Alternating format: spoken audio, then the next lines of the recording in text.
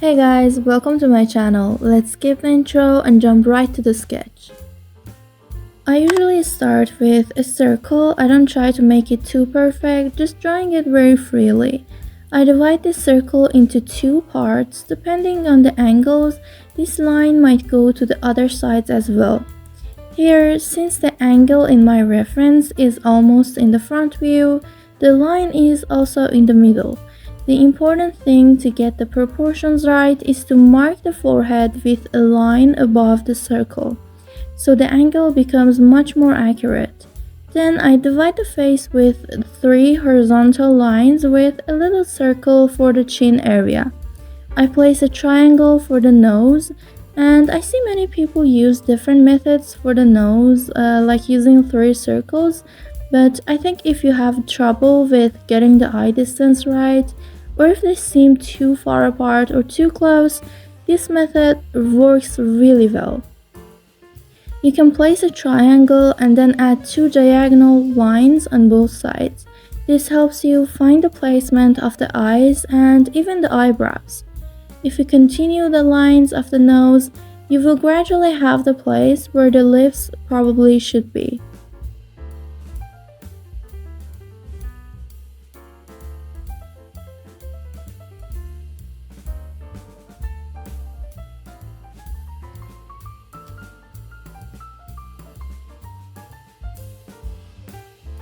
I start to shape the sketch with the nose because I think it helps me get the face balance right. I put a circle in the middle of the nose, and depending on if I want the tip of the nose higher or lower, the circle placement changes. Since this is a front view of the nose, I don't place the circle too high or too low. Then I draw another line that goes through the middle of the eye circles. This line becomes the one that I'll be using for the eyes. At this stage, I don't focus too much on perfection. I just try to match the shape of the eyes with my reference. If the eyes are long or round, I first get that right. Also, with a little circle at the corner of the eyes, I try to mark the tip of the eyebrow, and the two lines I drew on the temples near the forehead usually must match the arch of the eyebrow.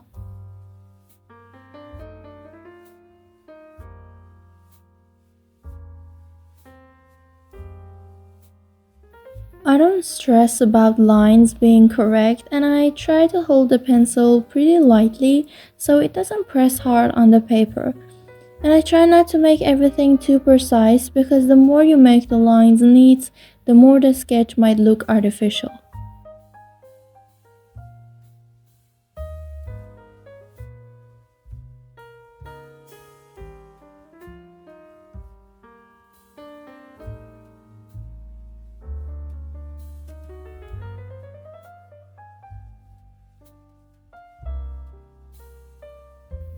Looking at the reference again, and I think if I draw a line down from the middle of the eye, it will reach the corner of the lips.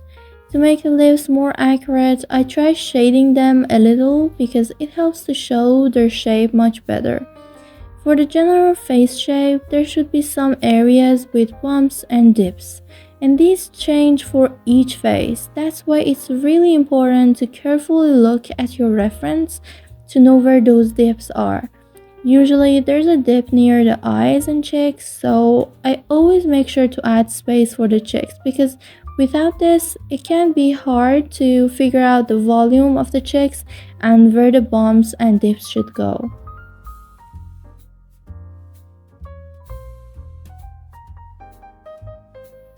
After adding some detail, I slowly start shading the lines that I already made. Here, I think I made the eyes a bit too wide, so with a few horizontal lines, I made the eyes look longer and more closed like in the reference. I start pressing a bit harder with the pencil, so the darker areas show up more and the contrast in the sketch increases. For the next sketch, as you see in the reference, I picked a photo of a face that looks a bit older with some wrinkles and a longer shape. Because the face is longer and has more volume, I add two more vertical lines to the middle of the initial circle to capture the stretched shape more accurate. This way I can divide the chin into four parts because the skin on the face is pulled a bit down. As I mentioned earlier, adding a line to the forehead is really important to make the proportions more accurate.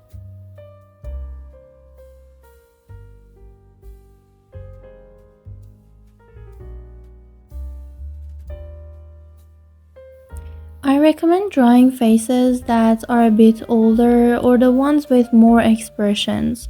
It really helps get more familiar with normal portraits.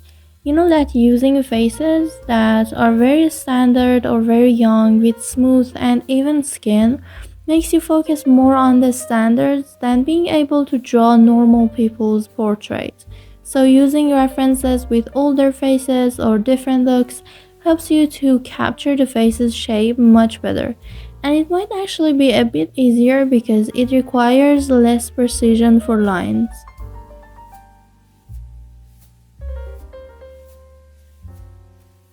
In this reference, the nose is a bit more lifted and we can see the nostrils more clear, much more than the previous reference. So the circle I drew for the nose in the middle of the triangle goes a bit higher, which gives me more space to show the lifted nose and nostrils. I also do a little shading to make the nose more clear.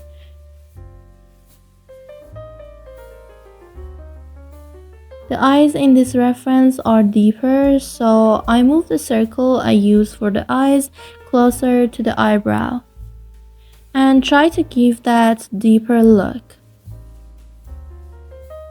After adding some rough lines for the wrinkles and loose skin, I draw another line in the middle of the eye circles and gradually start drawing the eyes.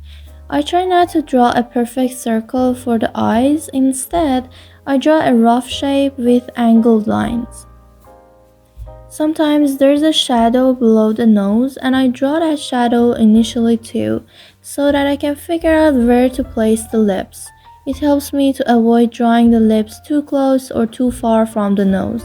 Using references with older faces has some benefits as well, like allowing me to draw the face and wrinkles with simple and free lines. These free lines help to show the aging features of the face much better.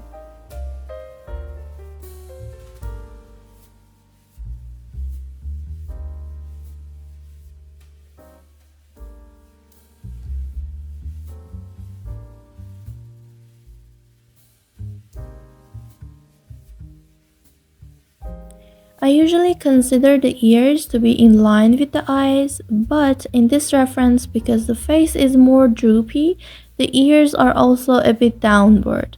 So I place the ears in line with the eyes at the top and a little lower than the nose at the bottom. I make sure the ears are aligned with the rest of the face. For the hairline, I always place it a little above the line I drew for the forehead because the hair always has more volume than the skull.